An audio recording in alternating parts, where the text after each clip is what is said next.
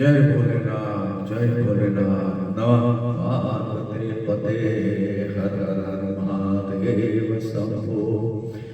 जब भगवान ने कुत्ते को बनाया तब बोले कि मैं तुम्हें 20 वर्ष की उम्र देता हूँ, तुम्हें इंसानों के दरवाजों पे जाकर भोगना है। तब कुत्ते ने कहा, भगवान 20 साल लेके मैं क्या करूंगा, मुझे 10 साल ही दे दो, यही मेरे लिए बहुत है।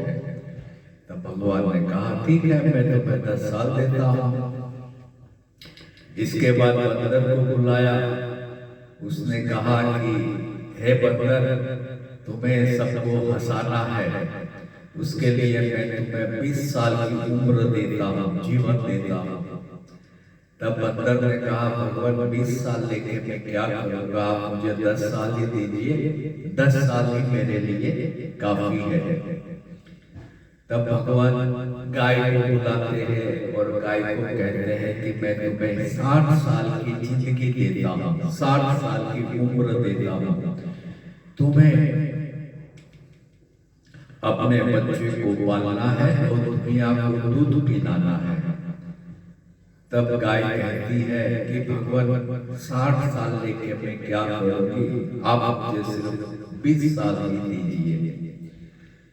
भगवान ने कहा, ठीक है, मैं तुम्हें 20 साल देता हूँ। उसके बाद इंसान को बुलाया।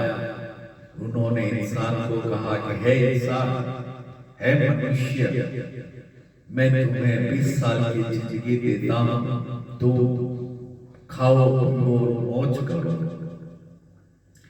तब इंसान कहता है कि भगवान कितना लालची है देखो इंसान। तब इंसान कहता है कि हे भगवान, 20 साल की उम्र में मेरा क्या होगा, आप मुझे ज्यादा उम्र दीजिए। तब भगवान उसे सबसे पहले गाय का जो 40 साल बचा था वो इंसान को दे देता है। उसके बाद जो बंदर का 10 साल बचा था वो इंसान को दे देता है। उसके बाद जो कुत्ता का 10 साल बचा था वो इंसान को दे देता है। तो इस तरह से जब मनुष्य पैदा होता है तो शुरुआत के 20 साल खूब ही खा पी कर मौज मजा करता है। उसके बाद 40 साल तक वो मेहनत मजदूरी करके अपने परिवार का पालन पोषण करता है। उसके बाद जो 10 साल की उम्र उसे बंदर की मिली थी, उसमें वो अपने नाती पोते पोतिया नाती सबको हंसाते रहता है बंदर की तरह। उसके बाद की जो 10 साल की उम्र जो उसे कुत्ते से मिली थी, क्योंकि उस वो उम्र वाला हो जाता है तब तक, तो घर वाले उसको बाहर बिस्तरा लगा के बिठा देते हैं या साइड में बिस्तर लगा करके बिठा देता है या सुला देते हैं। उसकी कोई कदर नहीं होती है, उसकी कोई बातें नहीं सुनता है और वो 10 साल तक अपने परिवार वालों पर भोगते ही रहता है। मेरी कोई सुनता नहीं है, मेरी कोई मानता नहीं है, बीच बीच में टिक्का टिप्पणी करते रहता है। इस तरह से वो कुत्ते की तरह अपने ही परिवार वालों पर भोगता रहता है। अगर मनुष्य ने लालच नहीं की होती तो शायद उसकी जिंदगी इतनी दुखदायी न होती जो आज वो भुगत रहा है।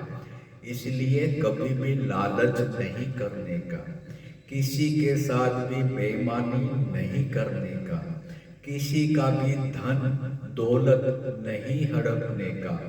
ये सब कर्मों की सजा आपको जरूर मिलेगी अगर आपने ये सब किया है। तो जय भोलेनाथ, नमः पार्वती पते, हर हर हर महादेव शंभो।